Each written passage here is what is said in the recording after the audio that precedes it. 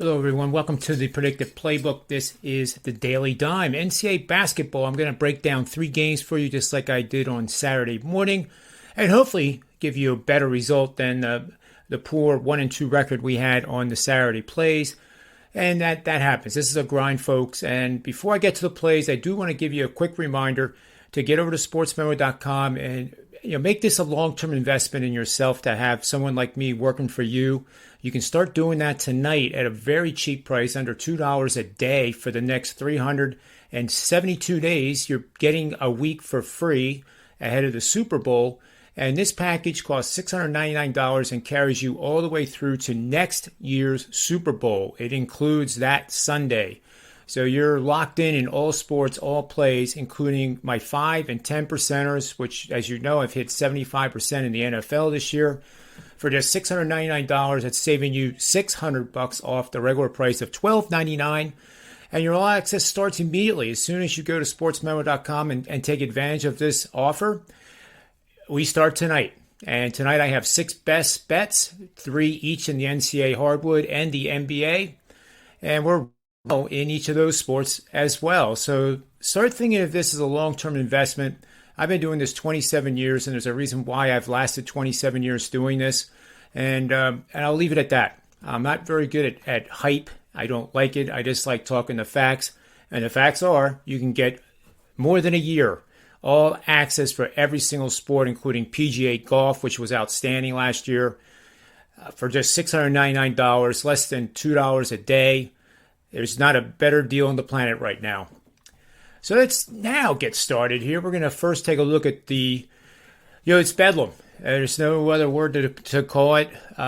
This is going to be a very physical game, and I'm talking about the Kansas Jayhawks when they go to Austin, Texas to take on the Texas Longhorns. Texas is ranked number 20 in the latest poll, while Kansas is number 8. Texas is a 1.5-point home underdog. I think the market is correct on that.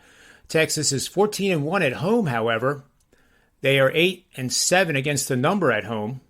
Kansas is 19-3 overall. They're 5-1 on the road against the spread. They are 3-3 on the road. So not much there. But here are some of the latest trends going right now, supporting and going against each team. The Jayhawks are 14-6 against the spread their last 20 road games, facing a team with a win percentage above 600, so 60% win percentage or better for the opponent. Jayhawks are 3-7-1 against the number. Last 11 road games versus a team with a winning home record, which obviously Texas does. They only have 1 loss. The Jayhawks are just 6-19 against the spread their last 25 games following a straight-up win of more than 20 points. Jayhawks 1-4 their last 5 games following an ATS win, and 1-4 against the spread their last 5 games following a straight-up win. Let's see what the Longhorns have for us here on the short term. They are just 2-5 in their last 7 games as a home underdog. That doesn't bode well. 2-5 against the spread their last 7 games versus a team with a winning straight-up record.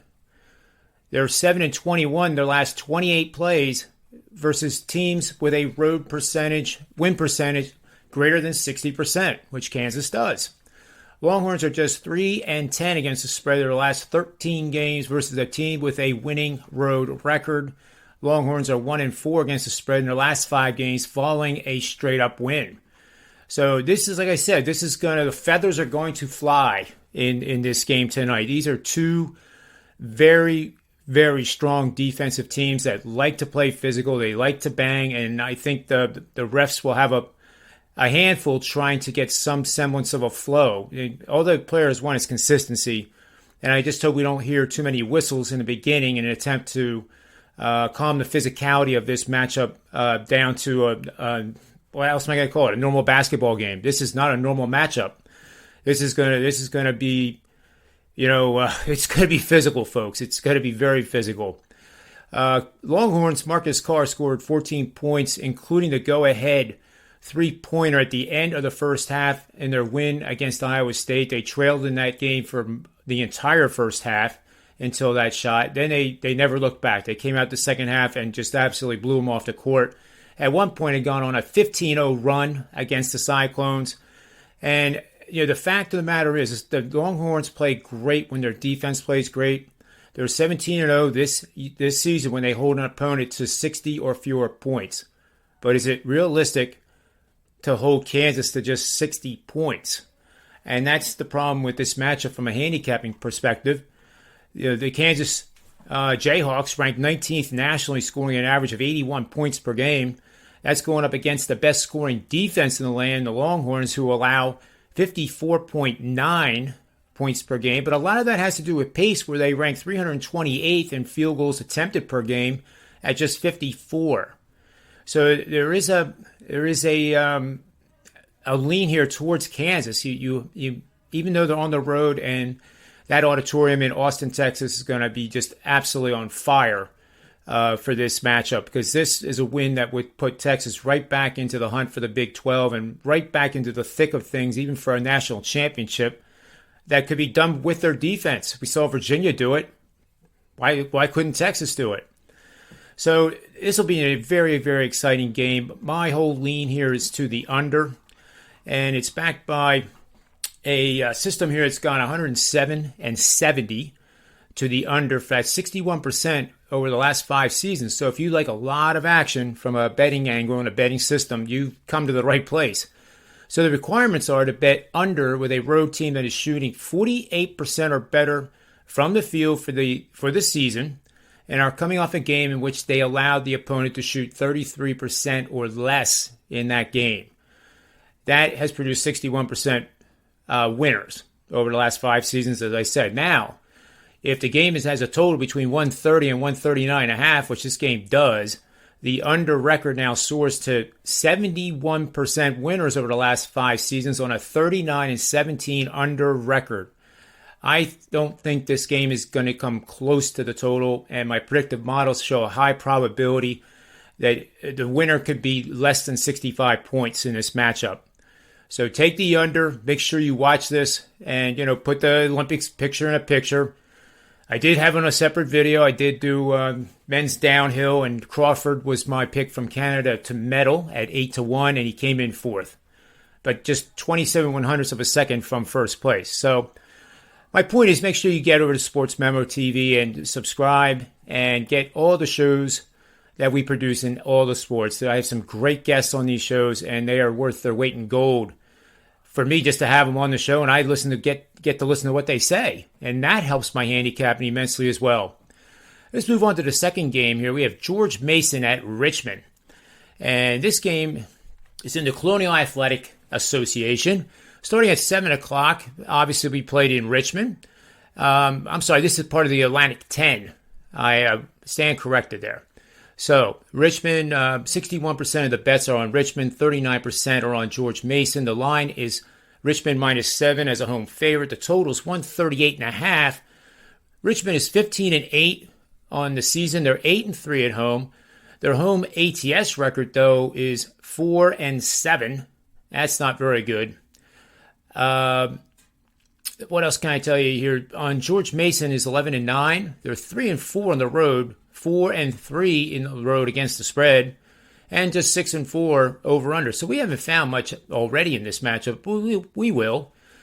Now the Patriots are 5-0 against the spread their last 5 games as underdog. They are also 5-1 their last 6 road games when facing a team with a home winning percentage of greater than 60%, which Richmond has. They are also 5-1 when playing a team with a winning straight-up record for the season, and they're 5-1 their last 6 games overall. Now, the Richmond Spiders come into this with some interesting trends of their own, too, not all good. The Spiders are 5-1 against the spread their last 6 games as a favorite. They are 5-11 in their last 16 games on a Monday night. Spiders are 2-5 against the spread their last 7 home games, facing a team with a road winning percentage of less than 40%. Spiders are 2-6 last 8 home games, facing a team with a losing road record. So it doesn't sound like Richmond is in a really good spot here. Richmond ranks 121st nationally in scoring at 73.4, going up against a George Mason defense that ranks 138th, allowing 73 points per game. Advantages go to points allowed per game to George Mason, who ranks 159th, allowing 68, while Richmond ranks 189th, allowing 69.2 points per game. Now, Richmond will play a lot faster than George Mason. They like to run a little bit better than the average NCAA team in Division I level. They attempt 58.9 field goals per game. George Mason only 55.9, but it's that defense of George Mason that I like in this matchup, and why I am definitely leaning on George Mason to cover this spread. They're getting 8 right now, I believe 7.5 at most places, but I think my game time, I'm recording this at 3 o'clock Eastern Standard Time, 4 hours from now, say 3.5 hours before game, 30 minutes before game time. I think you'll be able to get at least 7.5 because the public is going to come in more on Richmond than they have in the first half of the day of sports betting. So we have a bet here on George Mason. We also have a bet on the under in the Kansas game against Texas. Now I want to point out one live betting opportunity with this. In live betting, and I love doing it, comes from my Wall Street days as a chief currency strategist. I worked there for many, many years. And I always had this, the sports betting kind of on the side, very similar to what trading is like on Wall Street. It really is. Vegas is not trying to make a prediction on the final score, like the Super Bowl, for example. What they want is equal action, equal dollar amounts, not number of tickets, but dollar amounts on each side. If they successfully do that, they could care less who wins. And you know why? Because they get 10% of the take. So always remember that. And it's one of my little, quirky pet peeves when I hear it on TV and somebody's saying, well, let's see what Vegas thinks. Well, they're not thinking anything except making 10% of your money when you lose. So that's the point. Live in-game betting in this game, you're going to have some flows where both teams are going to score abundantly. So what I want to watch here is when they get on those runs and they're averaging more than 6 points per minute, okay, if they get that high. If they do that for 3 consecutive minutes, and you can track it in your head or just write it down on a notepad, when they start scoring on it seems like every bucket, just keep a mental track of it. It doesn't have to be exact, but when the total for this game, which right now is 131 right now. It opened at about 135.5. So it's come down a lot right now. And I still don't think I don't think either team's going to score 65. So I'm still good all the way down to 129.5. I really like this game. Now, if it goes to 129.5 and you're watching this video and you go, oh no, now what do I do? I'll tell you what you do. My recommendation is to take 50% of your normal bet, put it on the under at whatever price it is, whatever time you're doing it, and then look for 135.5 in game to bet the other 50%. If you want to get a little trickier, there's a little bit more risk that you might not get the second part of this bet, but do 50% pre-flop, 25% at 135.5, and then the last 25% at 139.5. And I think if both teams come out smoking hot, which is what you want to see in this game, believe me, it'll slow down. But if they come out hot at both ends of the court, you'll have a chance to get all three of these parts. So if you're a $100 bettor, $50 pre-flop, 25%, $25 at 135.5, $25 at 139.5. So I want to thank you for.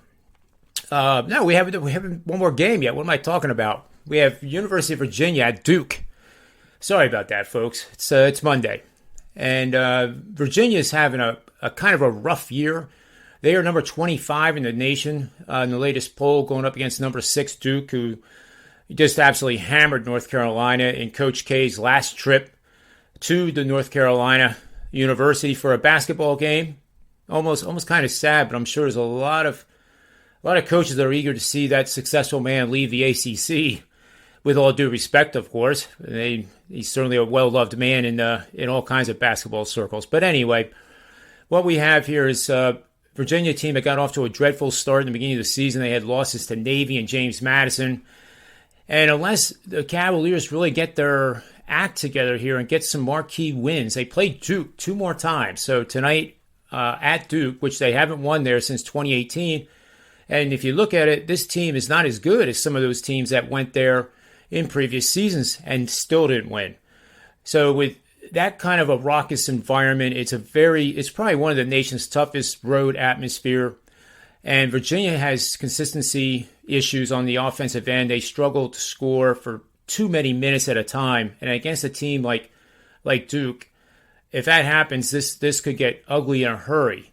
So even though the point spread is 12, I like this up to 13.5. And it almost sounds like I'm talking about an ACC football game with Virginia and Duke, but I'm not. But think of it this way. All the games that have happened between these two teams over the last 12 meetings have been sided by single digits. Now, the market is lined at 12. I believe, in my opinion, that the market is telling us to take Duke, and that there's a reason why Duke is favored by this many points. 12 points is a lot in a conference matchup, and I do believe that Virginia just doesn't have the manpower. They rely on basically 2 scorers, Clark and Beekman, and they're really the only players that have the experience necessary to go on the road to Duke and take on that atmosphere and that team. So I don't think they have enough in this matchup. We'll have to see how it goes, and then we'll have to see how the rematch goes when they play at Charlottesville. So my take here is play on Duke. This is qualifies as a 3-unit best bet. The 4-unit under bet is Texas and Kansas, and then a 3-unit bet on George Mason, the Patriots, over the Spiders. I run a 3, 4, and 5-unit system. It's 3, 4, and 5% of the bankroll. Not everybody does that, but it's very effective. It gives me discipline every single day, and that's the key. There's no 4% play is any better than or weaker than another 4% play. So when they come up on my predictive models, it's discipline. It's just go with it. This is what it's saying. I trust it. I've been working with it for 27 years, and the results speak for themselves. So I want to take this time to thank everyone for watching this Daily Dime show for Monday, February 7th, 2022. Make sure you get over to the Sports Memo and get at least the $9 packages. You get 6 picks, NCAA 3-pack, NBA 3-pack. Each pick averages out to $3. So $18, you get 6 plays on 2 different packages. I hope you take advantage of that. And more importantly, I hope you invest in a longer-term approach and give someone like myself a shot at working for you. That's my whole goal, is to work for you and make you money over the course of a season. We're going to have losing streaks. We're going to have winning streaks. But what matters is how much money you make at the end of the season. So I am also 18-5 in Super Bowls, and I've had some fortuitous endings in Super Bowls that have gotten me to that point. Just note the Patriot wins against the Falcons, for example, and at Seattle when they forgot that they had Marshawn Lynch to run the ball at the 1. So I don't really think those had they were fortuitous. That was not because of good handicapping. But I'm 18-5. I will have the Super Bowl pick out later today, probably around 5 p.m. Eastern Standard Time. So make sure you get that. They'll be added to it throughout the week. Prop bets. Last year I had 12 of them. They did very, very well. They went 8-4 with actually 8-3-1 against the spread. 1 push. But anyway, take advantage of that as well when it comes out. And I'll stop talking. So thanks very much for watching this show. Have yourself a great Monday in the sports betting markets. And we'll look forward to seeing you again tomorrow with another edition of the Daily Dime Betting Show. And so until then, always remember, bet with your head and not over it. And may all the wins be yours.